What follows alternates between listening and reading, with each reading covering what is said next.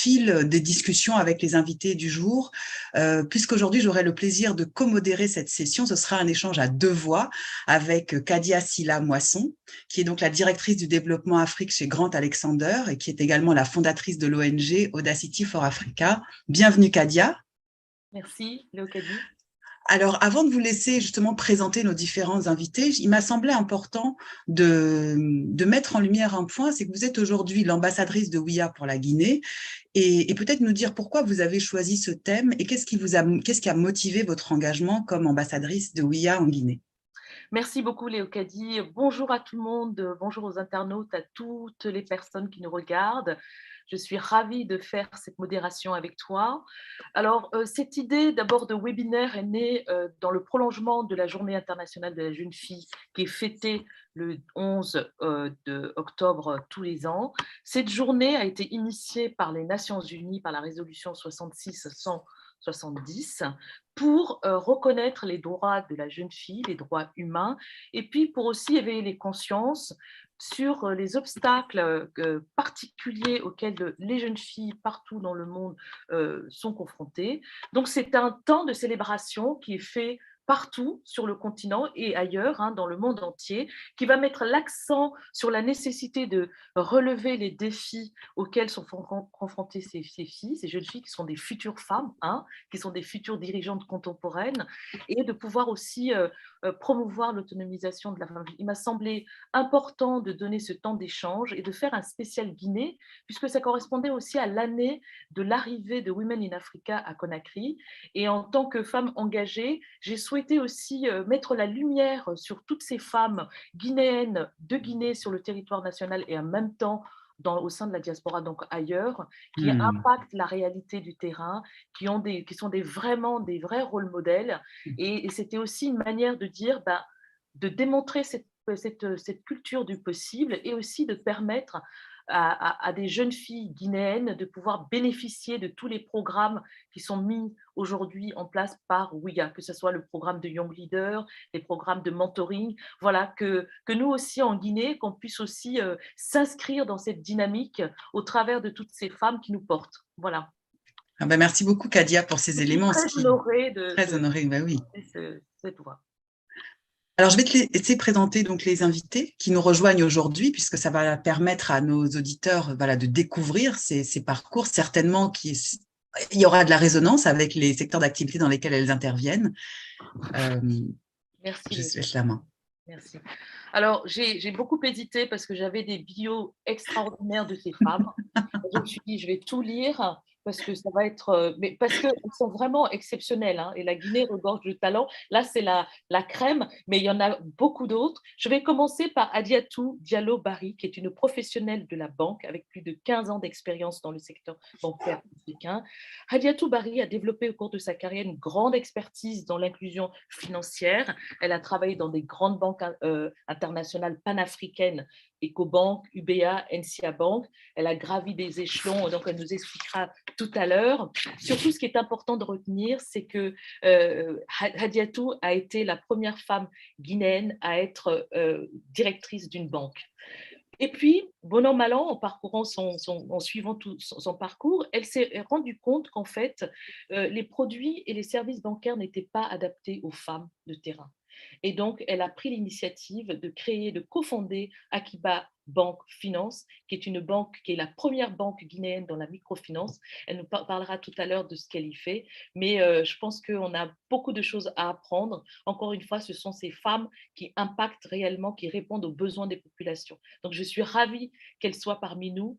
Bonjour Radiatou à nouveau, et je vais poursuivre en présentant Laou Keita, qui est aussi, nous on les appelle en général les Top Guns, parce que c'est vraiment des femmes qui ont des parcours très très inspirants. Alors Laou est dans un autre secteur. Elle est dans le secteur de l'inspection de l'aviation aéronautique. C'est une inspectrice avion spécialisée en ingénierie de maintenance aéronautique. Elle a cofondé avec sa sœur une entreprise, une société d'expertise, de conseil, d'édition de logiciels aéronautiques visant à améliorer la sécurité des vols commerciaux, la production des productivités des personnels techniques et à réduire l'empreinte carbone des compagnies aériennes. Elle a créé avec sa sœur une innovation importante qui est la troisième boîte noire, la boîte noire du sol Tempeus, qui est la troisième boîte noire aujourd'hui dans l'aviation. Elle nous expliquera tout à l'heure son parcours et ce qui l'a motivé à se lancer dans ce secteur qui connaît très peu de jantes féminines autour de nous. Merci. Nous avons une troisième invitée qui malheureusement est un petit peu en retard, donc qui va nous rejoindre, qui est Malado Kaba, qui va nous rejoindre. Et je te donne la main, Léocadie, pour poursuivre. Bien sûr, oui, le temps que Malado Kaba nous rejoigne, on va déjà démarrer. Alors, parce qu'effectivement, avec cette présentation de Kadia, mesdames, de ce parcours qui est quand même très édifiant, et pour l'une et pour l'autre, l'une dans le secteur de la microfinance de la banque, l'autre dans l'aérospatiale. Ce qui va nous intéresser, et ce qui est surtout important pour nos auditeurs, c'est de comprendre comment vous avez réussi à construire ces parcours professionnels brillants. Qu'est-ce qui vous a d'abord motivé et qu'est-ce qui vous a donné ensuite la force de continuer? Et je vais démarrer avec Laou, justement, puisqu'elle est dans un secteur, l'aérospatial, où c'est pas forcément là où on vous aura attendu, et pourtant vous êtes aujourd'hui en posture de leader sur cette proposition autour de votre boîte noire. Déjà, merci pour l'invitation. Je suis vraiment très honorée d'être là et je suis très fière de voir que justement Women in Africa fait des choses extraordinaires pour nos filles. Et l'éducation chez moi, c'est vraiment très, très, très important. Donc effectivement, tout part de l'éducation, de mes parents guinéens qui m'ont dit pas se limiter. Et donc, effectivement, moi, j'ai eu la chance d'avoir des parents un petit peu, comment dire, assez extraordinaires qui m'ont poussée dans qui j'étais vraiment. Moi, j'étais un peu manqué, hein, étant petite, j'aimais pas faire la cuisine, j'aimais pas les tâches des filles, et donc du coup mon père il me prenait avec lui pour effectivement faire les recherches de panne sur les tondeuses à gazon.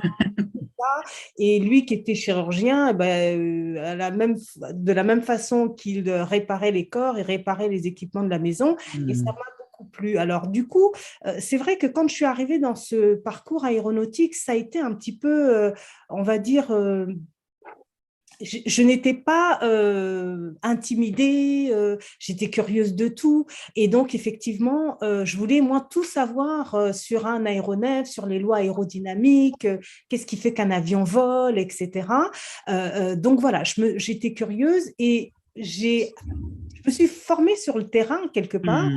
Et donc, petit à petit, j'ai acquis des connaissances techniques qui m'ont amené jusqu'à l'innovation aéronautique, le Graal. Et effectivement, en inspectant les avions, moi-même en gérant techniquement les avions, je me suis aperçue qu'il manquait une troisième boîte noire pour compléter le dispositif de sécurité des avions. Et cette troisième boîte noire va permettre aux petites filles guinéennes, parce que c'est le message que je voudrais porter en disant, la Guinée et dans l'histoire de l'aviation. Bien évidemment, je suis française, mais d'origine guinéenne. Donc, le message que je voudrais faire passer, c'est de dire la représentativité compte.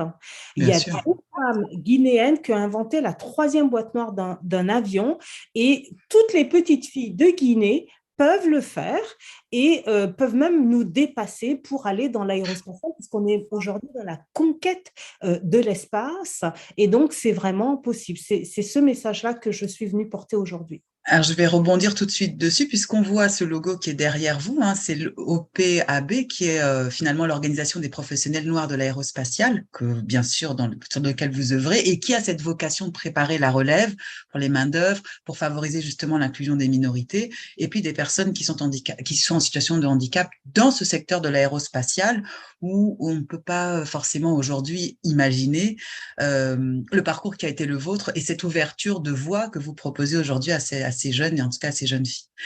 Merci beaucoup pour ce premier retour. On va aller explorer maintenant l'univers d'Adiatou Diallo, qui, elle, est plutôt du côté argent, banque, financement. Alors, dites-nous un petit peu comment vous avez construit ce parcours-là, qui vous a mené à être la première femme directrice générale d'une banque.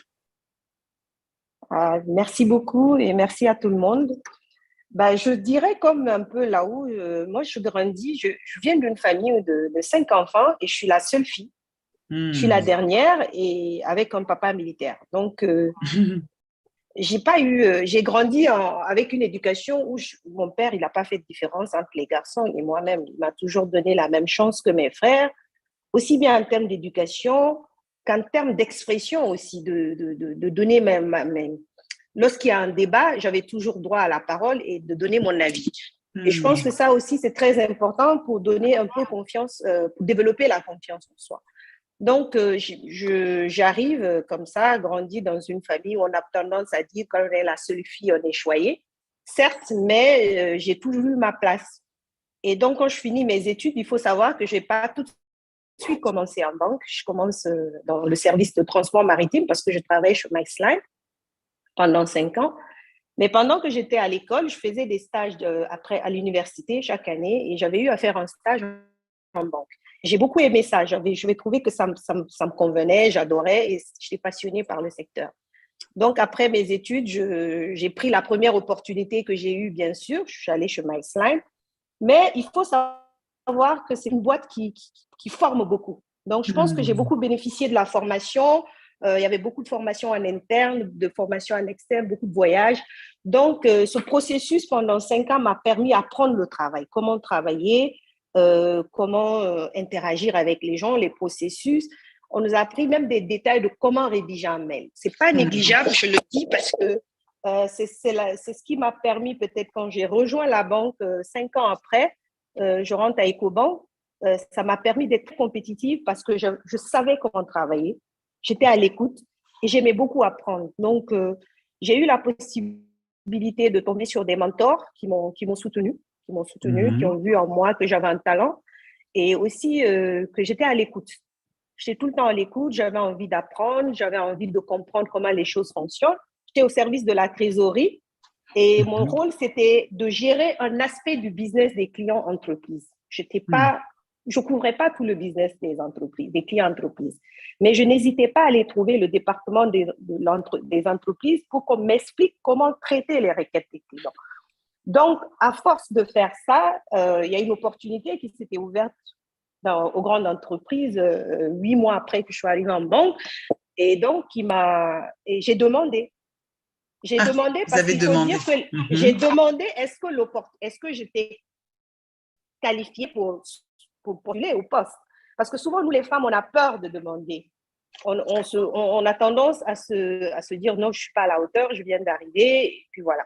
Donc, j'ai demandé. Et bien sûr, et curieusement, le chef de département voulait que ce soit moi. En fait, il se demandait si ça allait m'intéresser.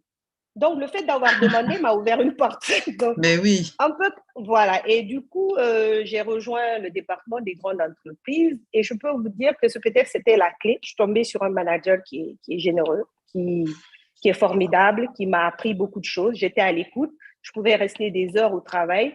Je n'avais pas peur de travailler. Il y avait des challenges, bien sûr, parce que quand on est une jeune femme mariée qui a un chef qui est aussi jeune et qui passe des heures avec toi au bureau, vous savez ce que ça peut créer comme… Bien sûr, mais je n'ai pas eu peur des rumeurs. Oui. Voilà, je n'ai pas eu peur des rumeurs. Il y a eu des moments difficiles parce que je savais ce que je voulais. J'aimais ce que je faisais. J'étais à l'écoute. Donc, c'est ainsi que j'ai pu gravir les échelons jusqu'à devenir directrice de banque. Et pour moi, arriver à la banque, c'est une passion, c'est un métier, mais je voulais plus. Ah oui, alors on va justement aller voir ce deuxième aspect plus avant.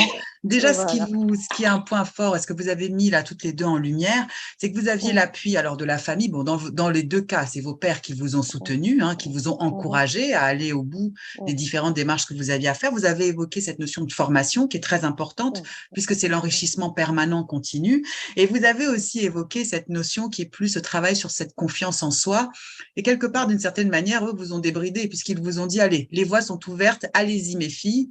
Et vous avez été au bout de votre expérimentation formation. Je pense que déjà, en termes de points clés pour savoir comment construire cette carrière-là, vous donnez déjà assez de clés à ce niveau pour voilà, encourager ces jeunes filles qui nous écoutent aujourd'hui, ces jeunes garçons qui sont peut-être leurs frères, leurs cousins, aussi à leur dire, regarde, si elle a réussi, toi aussi, tu peux suivre cette voie-là en suivant ses pas et ses chemins.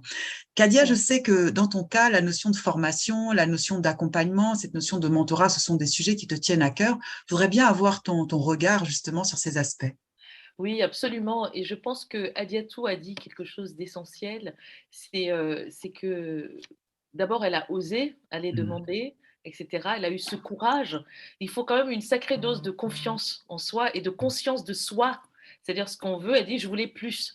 Donc elle avait non seulement cette conscience de ce qu'elle voulait, mais en même temps vraiment une vraie dose de confiance pour aller demander ce qu'elle souhaitait vraiment pour elle-même. Mais il est important, quand on parle du sujet de la formation, de se dire que cette formation, pour les jeunes filles, elle ne se réduit pas uniquement à la formation académique. Il ne faut pas occulter toutes les formations de soft skills sur le bien-être, sur comment je prends justement confiance en moi, comment je me développe personnellement pour justement être bien dans mes bottes et aller oser, pourquoi pas, demander un poste, une rémunération, etc.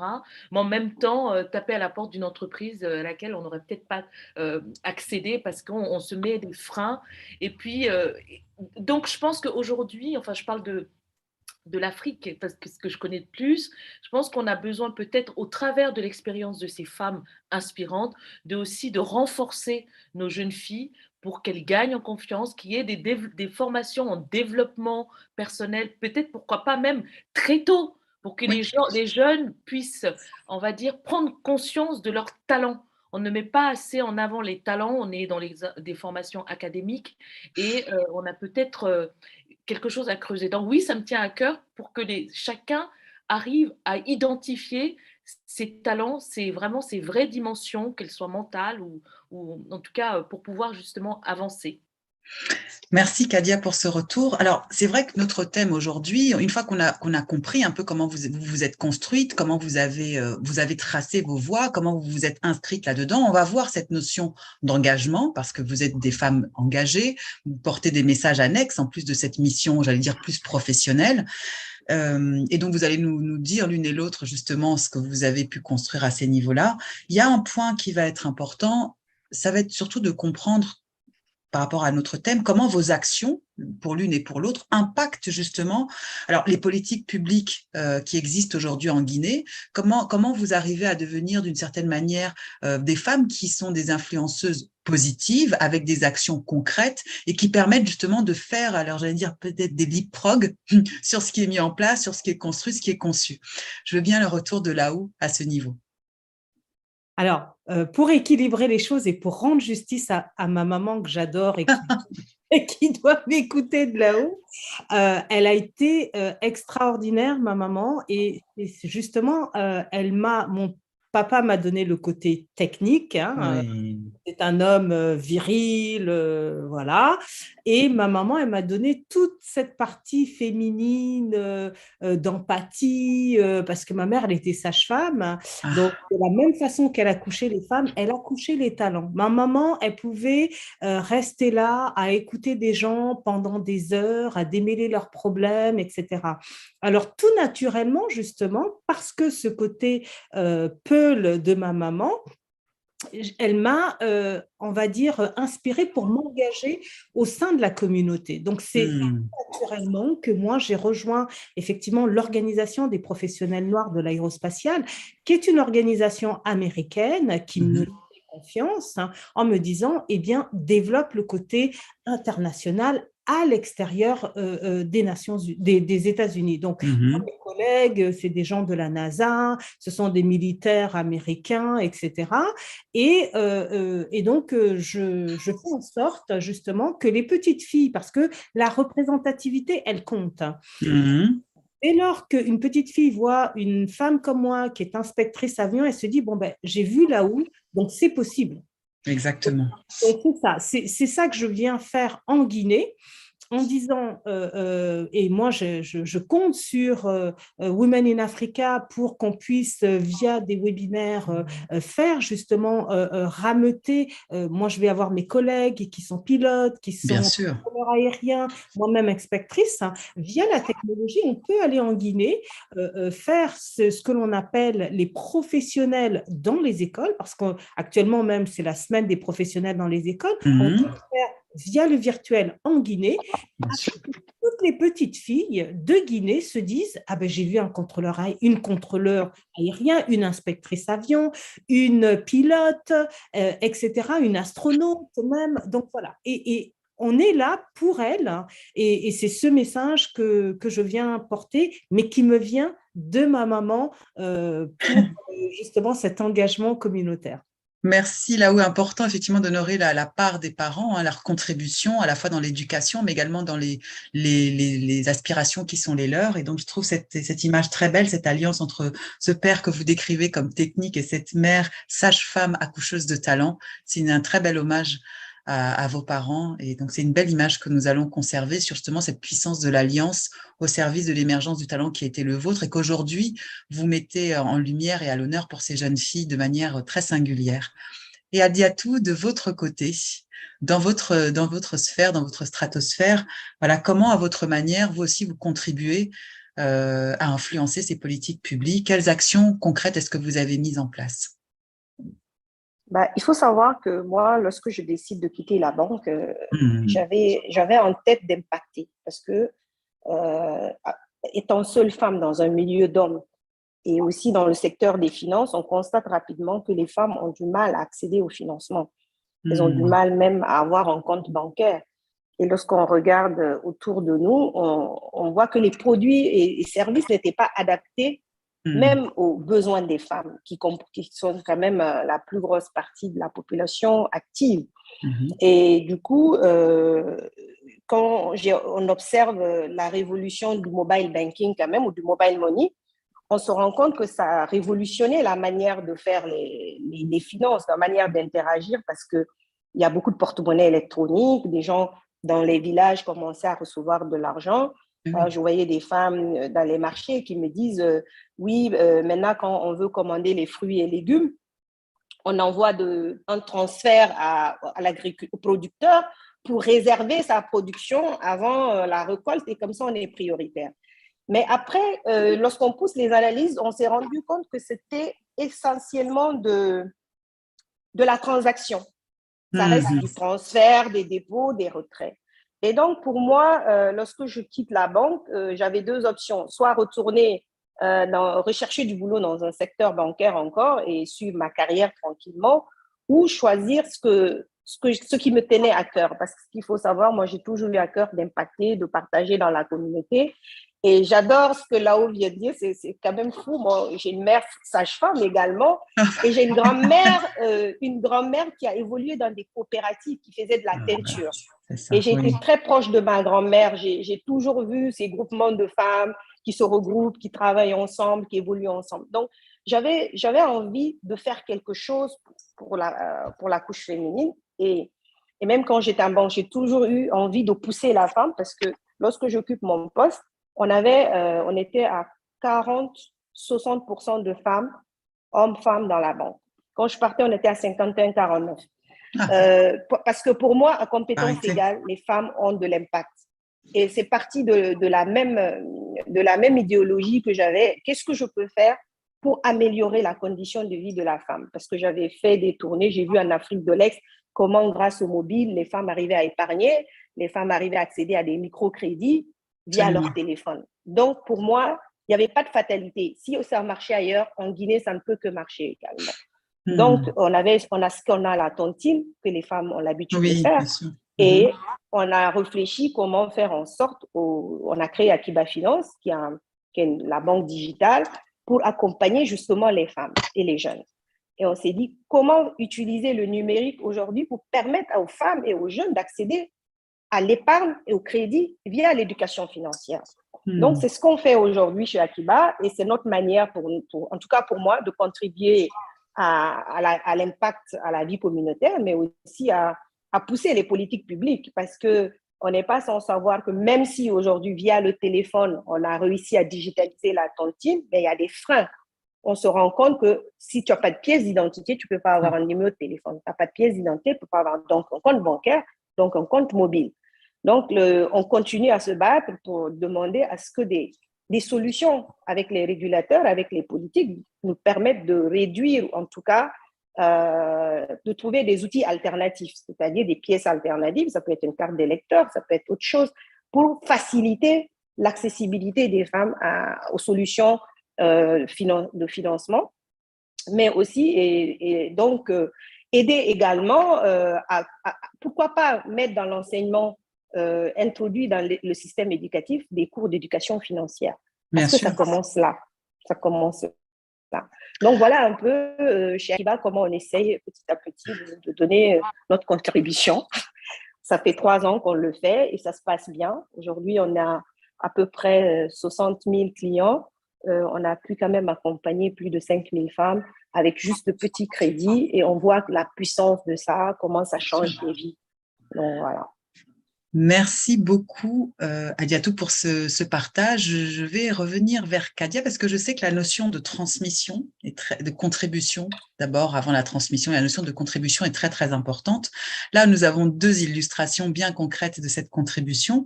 Est-ce que tu as un exemple, toi, à partager justement sur cette notion de contribution? Il y avait la proposition de cette éducation financière très tôt, très jeune.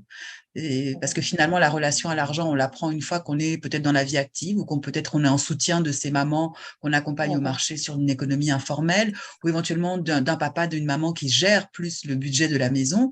Et peut-être si on l'apprenait plus tôt, ce serait déjà une autre voie, une solution annexe. Oui, absolument. Il y a des choses absolument très riches qui ont été dites tout à l'heure. C'est vrai qu'on est… on a cette éducation, je pense, en Afrique, c'est aussi la force de l'Afrique et de la transmission de nos aînés, de nos ancêtres, où très jeunes, on nous inculque, on nous instruit qu'il faut toujours rendre ce qu'on reçoit. C'est que nous sommes des passerelles. Demain, on ne sera plus là, mais on doit passer le bâton aux générations. Donc, il y a toujours cet ancrage en nous qui démarre dès l'éducation, dès les tendres enfances, où on est forgé pour justement avoir toujours à cœur ce souci de l'intérêt général. Parce que tout ce dont on parle aujourd'hui, on est tous dans l'intérêt général, malgré nos parcours différents. C'est cette volonté à chaque fois d'apporter sa pierre à l'édifice, d'apporter son action de petit colibri. J'entendais ça tout à l'heure, il n'y a pas très longtemps, c'est Laou d'ailleurs qui cite souvent ce petit colibri, c'est que ce n'est pas grand-chose, mais si tous, individuellement, nous faisions chacun à notre niveau, avec humilité, ce travail de petit colibri, eh ben on arriverait au final à transformer nos économies, à transformer nos sociétés et à réellement impacter la vie des jeunes filles, puisqu'on est sur le sujet de la jeune fille et de la jeunesse d'une manière générale. Donc, je crois beaucoup en cette notion de transmission, d'alliance. J'ai repris la phrase de Laou, c'est la puissance de Léo Kadi tout à l'heure, la puissance de l'alliance au service de l'émergence des talents et la puissance de l'innovation pour améliorer le quotidien des femmes. Donc, il y a ces contributions, c'est en même temps des contributions dans le cadre de l'intérêt général. C'est comment je peux impacter à plus grande échelle. Merci Kadia, c'est très intéressant parce que finalement, chacune d'entre vous, comme on dit, le futur se prépare au présent et chacune d'entre vous œuvre et contribue actuellement à sa manière. On parle de ces politiques publiques, forcément, ça implique l'État. Quels sont, vous, les liens que vous avez noués? Comment est-ce que vous arrivez à imposer votre avis, votre vision, au-delà de la force des actions? Parce qu'il y aura la preuve par l'exemple, bien sûr, mais il y a aussi peut-être des tribunes que vous prenez, il y a aussi des manières autres que vous utilisez justement pour amener à la réflexion. Est-ce que vous pouvez nous donner un retour sur cette manière d'agir avec un petit peu plus d'assises auprès de ces autorités? Je vais laisser Laou partager avec nous sa pratique. Alors, d'abord, je voulais dire à Adiatou que moi, je suis admirative de ce qu'elle a mis en place parce que je n'en suis pas là au niveau de la Donc, voilà, c'est pour ça que je dis colibri parce que je fais ce que je peux à ma vitesse, mais je voulais dire à Diatou toute mon admiration. Alors, Merci. moi, je pars du principe que celui qui a le pouvoir économique a le pouvoir politique et ça rejoint Mm. justement à Diatou. Donc, effectivement, moi, j'ai rejoint la campagne philanthropique de Aïcha Ba Diallo, Action Éducation, Education for Women Now. C'est-à-dire que là, on se mobilise tous dans ce comité de campagne pour aller chercher des fonds pour Mm. pouvoir éduquer ces jeunes filles, puisque la représentativité compte. Bien Et sûr. donc, il faut que dès le plus jeune âge, les jeunes filles puissent voir, comme je le disais, on a développé un programme qui s'appelle Les ailes à l'école. Les ailes à l'école, oui. Mhm. Voilà, donc ce programme Les ailes à l'école, c'est-à-dire qu'on amène l'aéronautique à l'école aux jeunes filles. Donc on met un hub aéronautique qui pour l'instant sera au Cameroun chez Yannick Noah. Donc il y aura Ah, un oui. simulateur de vol, il y aura des tablettes, des téléphones et avec une plateforme, on va pouvoir diffuser tout ce que les jeunes chez Yannick Noah font et donc, du coup, en Guinée, les petites filles vont pouvoir voir qu'il y a des simulateurs, elles vont assister aux cours, on va faire des webinaires. Donc, on est en train de mettre ça en place avec Aïcha Diallo, qui est la directrice, la présidente. Elle est la présidente d'Aérostart, hein, parce que ça s'appelle Aérostart. Et donc, Aïcha Diallo, on se bat pour à la fois lever des fonds pour les ailes à l'école et pour ce hub aéronautique qui bénéficiera à nos petites filles guinéenne. Alors, pourquoi on l'a mis chez Yannick Noah? C'est parce que avec l'Afrique et la chaleur avec les instruments avioniques, c'est un peu compliqué. Il faut des salles réfrigérées. Enfin, il y a tout Mm. un protocole, mais ça va quand même bénéficier à nos petites filles guinéennes. Donc, Aïcha Diallo, on se bat pour les fonds, pour mettre les ailes à l'école en Guinée. Et voilà le projet sur lequel nous travaillons actuellement. Merci Laou. Alors en même temps, c'est intéressant Bravo. puisqu'il naît là-bas sur place, mais en même temps, il prospère au Cameroun. Donc c'est aussi une manière de montrer qu'il peut avoir une forme d'entraide.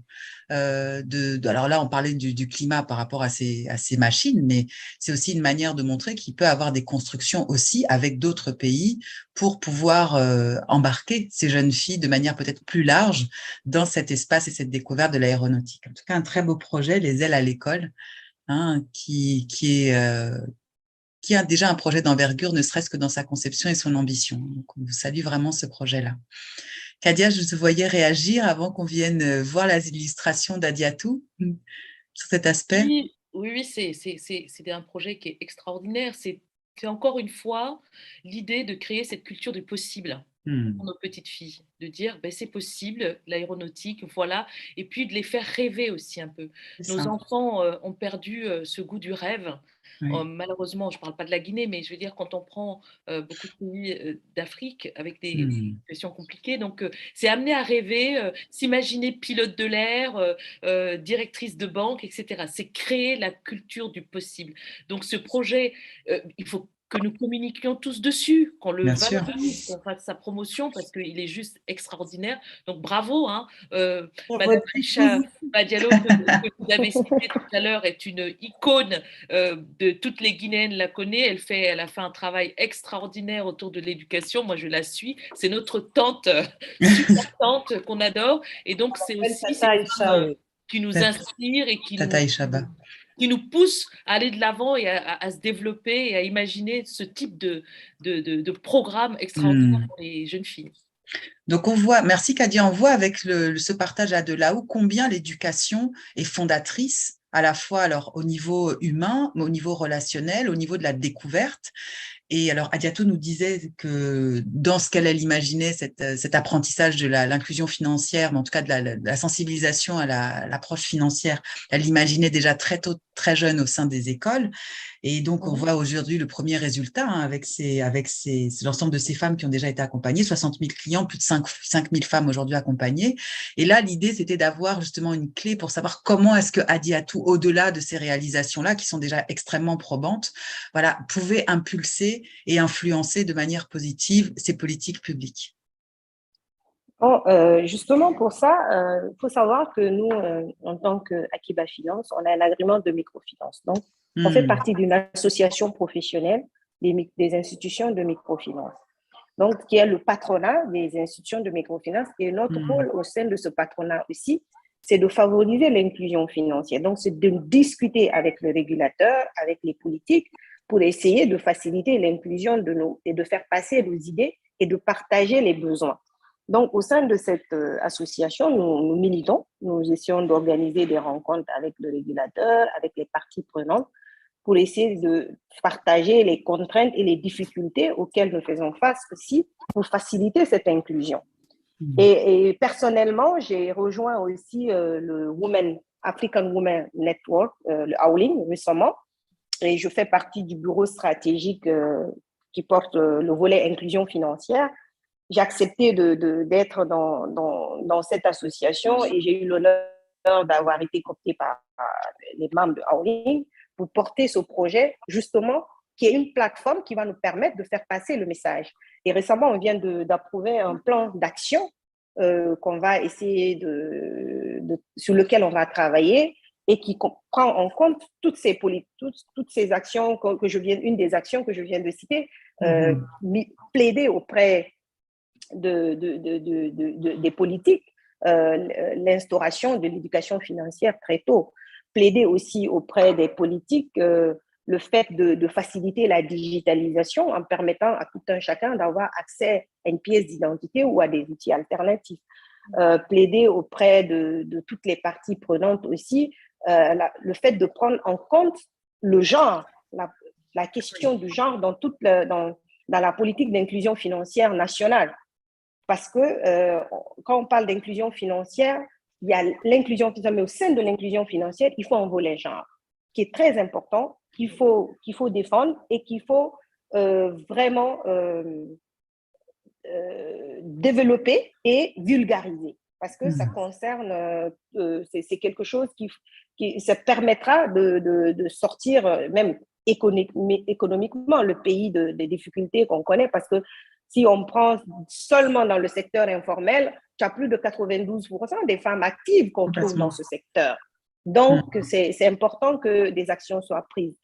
Et au-delà, et aussi tout à l'heure, Nao parlait de Hadia Aïcha Abbas, qui a aussi à côté une initiative qu'on appelle l'initiative Hadia Aïcha Abbas pour l'entreprise, pour l'autonomisation de la jeune fille.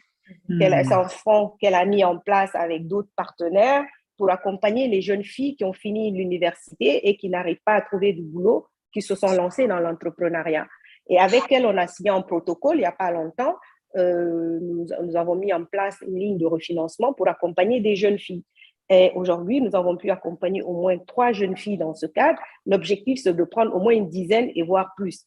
Et aussi de développer des partenariats, faire des levées de fonds pour accompagner d'autres jeunes filles qui aujourd'hui qui sont déscolarisées et qu'on remarque souvent qui se retrouvent démunies et qui font recours à la meilleure façon, la façon la plus facile de trouver, de trouver des ressources. Et ce qui est dommage. Donc, nous avons tous une responsabilité, toutes et tous une responsabilité par rapport à ça. Donc, voilà un peu ce que j'essaie de faire et j'essaie de m'impliquer dans plusieurs initiatives comme ça qui, je pense, pourraient aider aussi par ailleurs, en plus de ce qu'on fait. Merci Hadiatou. Donc, je vais rebondir justement sur cette dernière phrase. C'est-à-dire que quand nous vous écoutons attentivement les unes les autres, en fait, on remarque que vous avez votre métier premier et que vous êtes engagés dans plusieurs initiatives parallèles qui viennent bien sûr nourrir votre besoin de transmettre et ce sur quoi vous êtes investis. Comment vous trouvez le temps de gérer tout ça, mesdames? C'est une organisation. Hein. Je vais les laisser répondre. On ne dort pas beaucoup. Là, c'est vrai que, par exemple, moi, je suis actuellement dans les écoles toute cette semaine. J'essaye de différer les interviews, les podcasts, de ne décevoir personne, parce que quand on fait une entrevue, le minimum, c'est de se préparer. Mais en même temps, je veux dire, on a une responsabilité toutes et tous, hein, comme le disait Hadiatou, de transmettre, ainsi que Kadia, comme nos parents nous ont transmis Voilà, parce que sinon, c'est compliqué pour la génération actuelle, hein. Et moi, des fois, mon sac, il est un peu lourd. Donc, je vais chercher du réconfort auprès de personnes en me disant, mais comment je fais avec cette petite fille qui m'envoie des messages ou ce jeune homme qui me sollicite, j'ai pas la réponse. Voilà, j'essaye de m'appuyer sur d'autres aussi qui me transmettent à moi pour mieux transmettre aux autres. Donc, voilà, c'est vraiment, on fait une chaîne vertueuse. J'essaye de trouver le bon professionnel. Des fois, je n'ai pas forcément la réponse à et donc, c'est comme ça que l'on arrive à motiver les jeunes pour qu'ils ne décrochent pas. Merci beaucoup, Laou, pour ce partage. Adiatou, votre clé.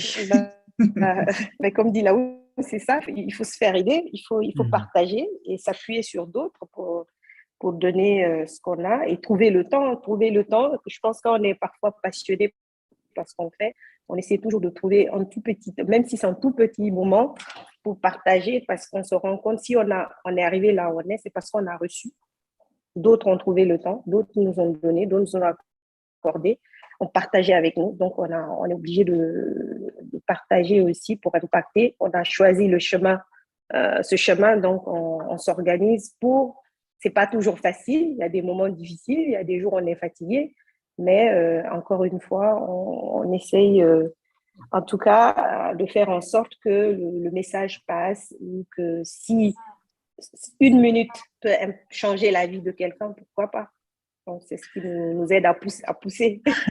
Merci Adiatou, c'est presque de l'ordre de la vocation, hein, parce que finalement, impacter ces politiques publiques, d'abord, ça passe par les actions que les unes les autres vous avez mises en place, c'est la force de votre engagement, c'est les alliances que vous avez créées les unes avec les autres, ce qui montre, alors j'ai beaucoup aimé la notion de chaîne vertueuse, parce qu'il y a aussi une notion, alors que vous avez évoquée aussi, qui est celle de, voilà, quand je suis fatiguée, quand j'ai une forme de vulnérabilité, je sais maintenant vers qui me tourner pour avoir l'énergie nécessaire, pour avoir l'information nécessaire pour pouvoir avancer.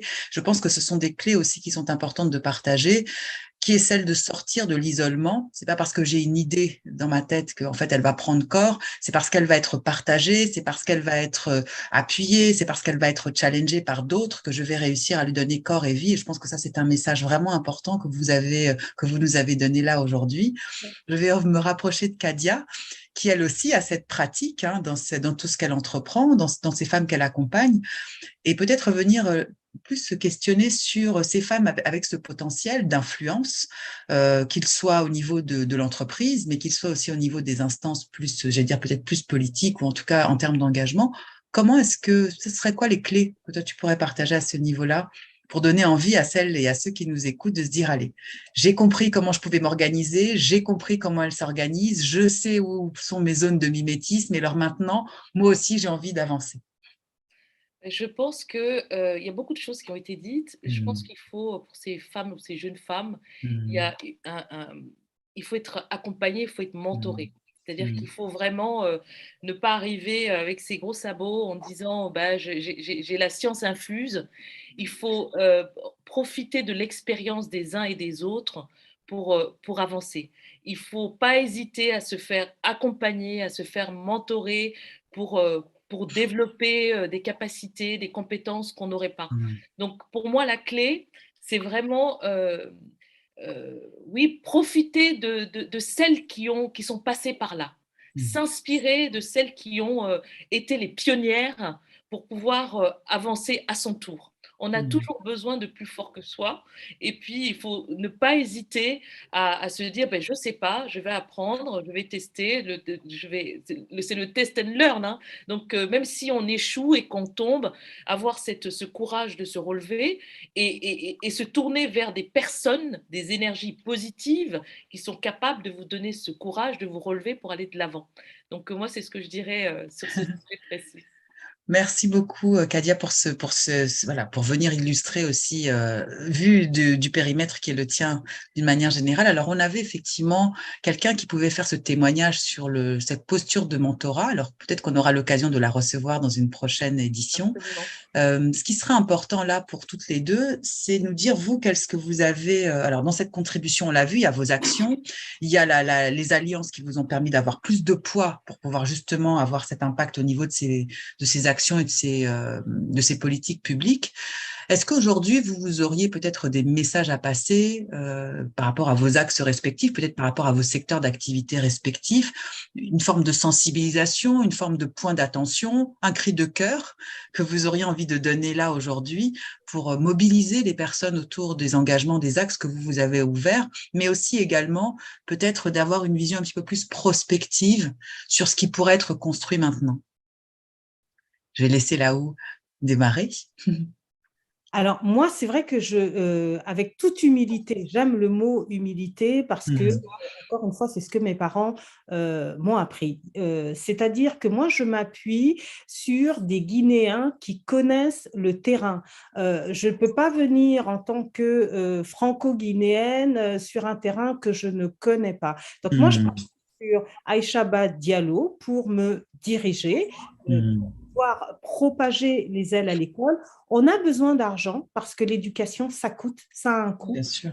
Donc, c'est un projet qui est chiffré. Donc, nous, on a besoin d'avoir de l'argent dans la campagne philanthropique que l'on a mis en place, présidée par Aïcha Diallo, ancienne ministre quand même de l'éducation de la Guinée, qui s'appelle Education for Women Now. Donc, s'ils veulent nous donner de l'argent pour qu'on puisse aller beaucoup plus vite pour instaurer les ailes à l'école en Guinée, eh bien, moi, c'est l'argent dont j'ai besoin pour installer ce programme qui va…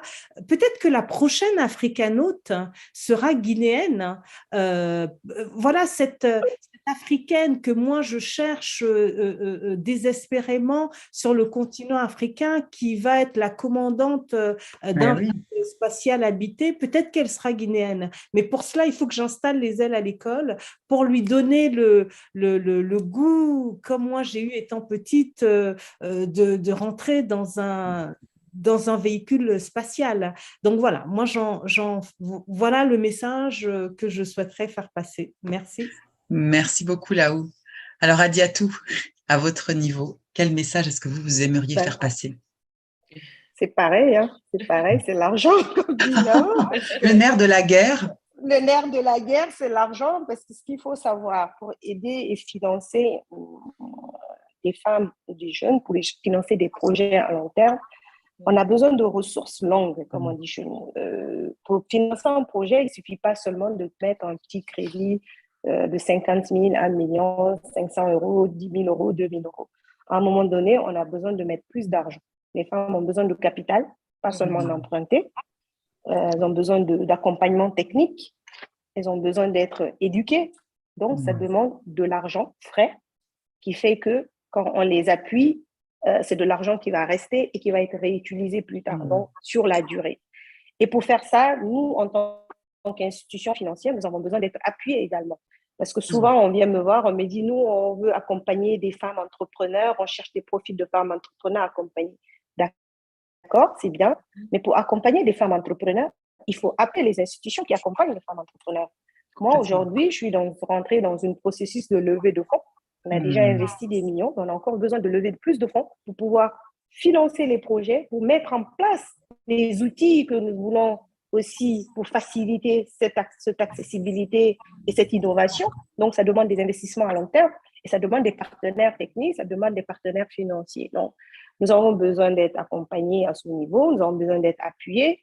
Et donc, s'il y a des institutionnels ou même des personnes qui sont intéressés par le secteur de l'innovation, des finances et de la technologie, de l'accompagnement, de l'égalité du genre, bah, on est là, on cherche des bailleurs, voilà. Parce que pour réussir, il faut de l'argent. Il faut de l'argent. À Laou, de l'argent, à Diatou, de l'argent. Kadia, cette relation à l'argent. Je ne vais pas être originale. Vraiment. Je pense que je vais c'est la réalité. C'est la réalité du terrain. Il faut du financement pour accompagner des projets de ce type, ces projets d'envergure qui sont des projets cruciaux aujourd'hui pour l'épanouissement de la jeune fille et de la jeunesse d'une manière générale et de la femme, puisque la jeune fille, c'est la femme demain en devenir qui va s'occuper de ses enfants, donc qui va assurer leur éducation, leur santé, etc. Donc ça, je suis d'accord avec mes sœurs, c'est effectivement de l'argent. Et aussi, pour pouvoir associer des partenaires, des experts. Aujourd'hui, vous avez des personnes qui sont d'une grande compétence, qui sont des Guinéens à l'étranger, qui n'attendent une chose, c'est de pouvoir partager aussi leur expertise dans des écoles, mais il faut les accompagner. Il faut aussi leur permettre de pouvoir déployer ces expertises qu'elles peuvent apporter dans le système éducatif ou dans l'enseignement primaire. Donc, il y a vraiment un besoin d'accompagnement. La volonté est là, en fait. Elle est là.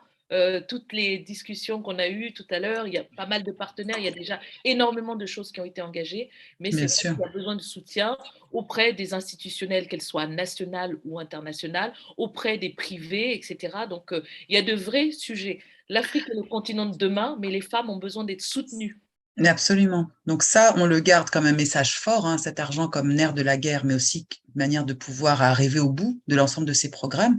On a une question, alors là, on a plusieurs questions qui arrivent, donc je vais quand même vous les adresser. La toute première qui nous est posée par Anastasie Akidobe, qui nous dit comment inclure les jeunes filles dans les villages exploités le plus souvent par manque d'éducation. Dans les initiatives qui sont les vôtres, comment est-ce que vous arrivez à les toucher et à les mobiliser justement dans vos initiatives respectives?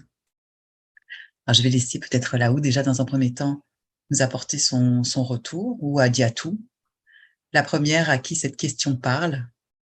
Alors, oui. Moi, je dirais que j'en suis pas encore là parce que je suis déjà dans, le déploiement, le déploiement de mon projet. Mais à terme, parce que la représentativité compte, je veux avoir des bénévoles sur le terrain qui vont aller dans les villages pour former ces jeunes filles parce que je crois en l'émancipation de la jeune fille par les sciences et par l'aéronautique pour justement, ça crée des emplois à valeur ajoutée.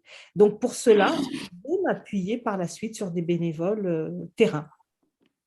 Donc, avec des bénévoles terrain, ça serait déjà un premier élément de réponse par rapport à votre question, Anastasie. Et alors, du coup, je vais laisser Adiatou, elle, nous apporter son retour, son regard. Nous, déjà, par rapport à ça, nous avons des agents de proximité parce que nous utilisons le réseau, nous avons le digital. Donc, nos produits sont accessibles via le téléphone. Que ce soit un petit téléphone classique qu'on appelle l'USSD, étoile 341, tout le monde fait ça pour faire des transferts. Donc, on a des points partenaires qui sont dans les villages, dans les réseaux qui sont connectés, qui peuvent accéder à nos produits et qui font de la sensibilisation et de l'éducation financière. Nous utilisons aussi le canal des ambassadrices. Nous avons des femmes ambassadrices que nous utilisons. Chez nous, en Guinée, il y a un réseau, il y a ce qu'on appelle les SERE. Les SERE, c'est des groupements de femmes. Donc, souvent, nous travaillons avec la présidente que nous captons comme ambassadrice de Akiba, qui est formée à nos produits, qui est sensibilisée, qui est aussi un point de relais pour toucher les femmes dans les communautés villageoises et les femmes rurales. Donc, voilà un peu comment on essaie de toucher cette population. Nous avons près de 2000 points partenaires sur toute l'étendue du territoire.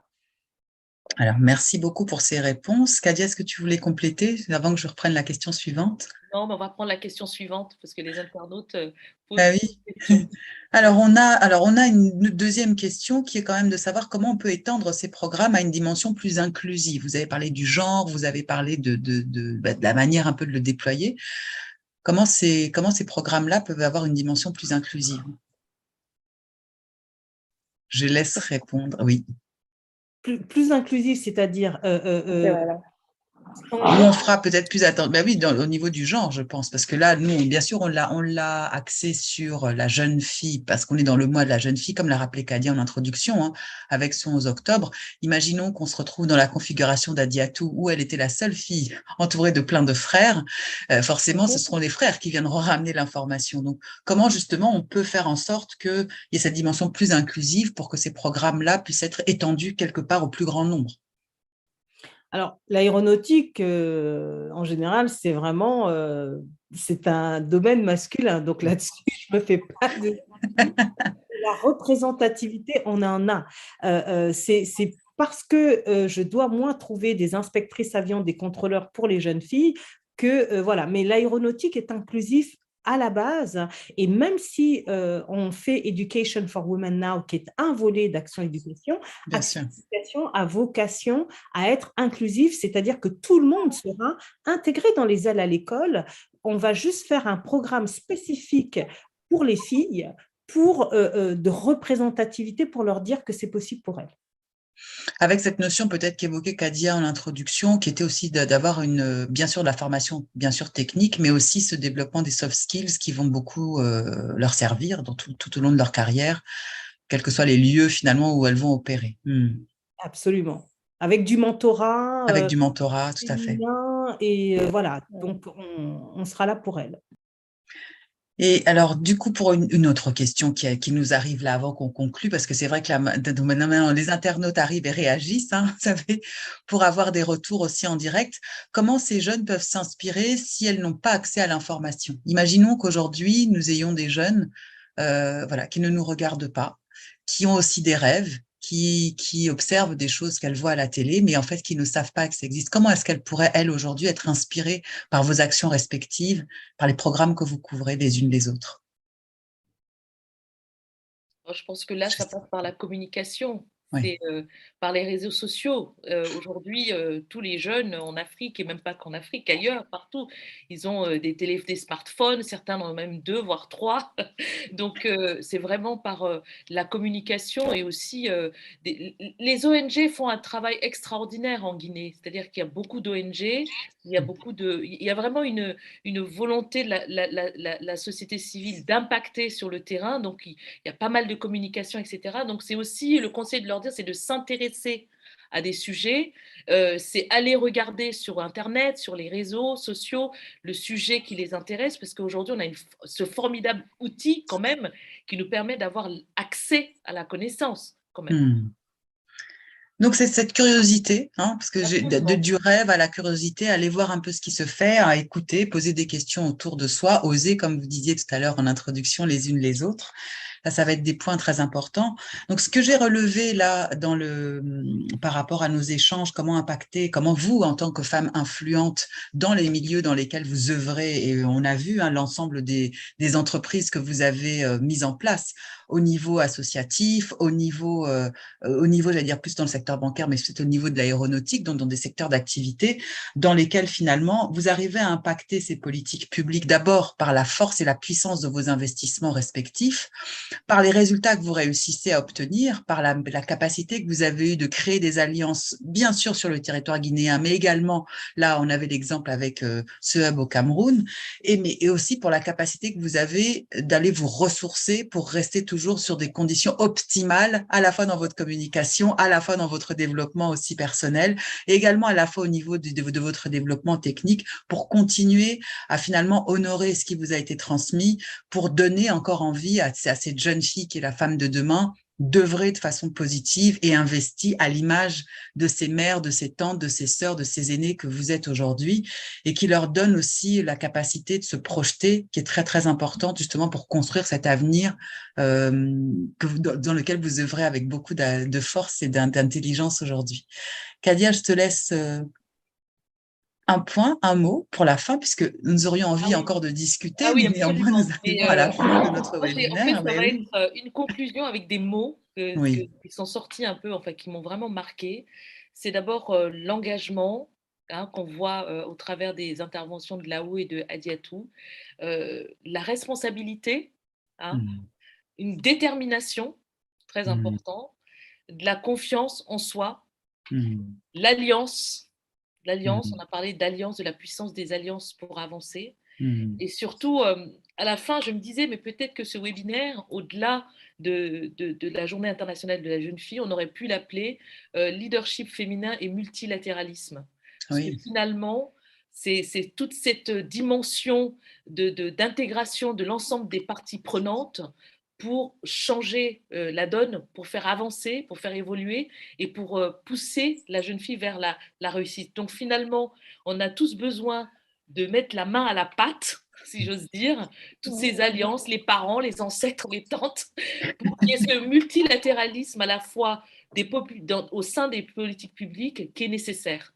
Voilà un peu, moi, ce qui me vient tout de suite en tête au travers de toutes ces interventions. En tout Merci cas, je Kadia. suis Mais très oui, contente de faire partie de ce premier webinaire. Excuse-moi, je prends un peu la oui, parole. vas-y, Je vas-y. voudrais remercier Women in Africa de sa confiance et j'espère que nous arriverons à construire des programmes d'accompagnement inédits sur la Guinée avec nos sœurs qui sont là, qui nous tiendront la main. Et donc, voilà, je vous dis à bientôt pour la suite. Des capsules sont à prévoir, des parcours aussi inspirants vont venir prochainement. Donc, merci aussi, Léocadie, d'avoir modéré ce webinaire. Et je crois qu'on n'en est pas notre premier. Oui, absolument. Merci Kadia pour ta confiance, Laou et Adiatou d'avoir accepté cette invitation parce que ça nous a permis là, en l'espèce, de mettre en lumière qu'est-ce qu'il se passe en Guinée, comment on œuvre de façon positive pour ces jeunes filles et puis d'avoir des projets qui sont déjà destinés d'envergure qui voilà, nous embarquent vers de belles réalisations à venir. Hein. Merci pour votre présence. Ah, mais Merci à vous. Très honorée. Merci beaucoup pour l'invitation. Merci beaucoup. Merci Kadia de mettre en lumière la femme guinéenne. Et merci Léo d'avoir partagé ta belle carrière. Ça m'inspire aussi. Hein? Ça aussi, ouais, c'est un plaisir parce que ça inspire, ça permet aussi ça nous donne envie de se dire, bon, voilà, il y a des personnes qui sont encore dans des dimensions encore plus importantes et donc ça nous pousse à avoir plus de résilience et d'aller de l'avant.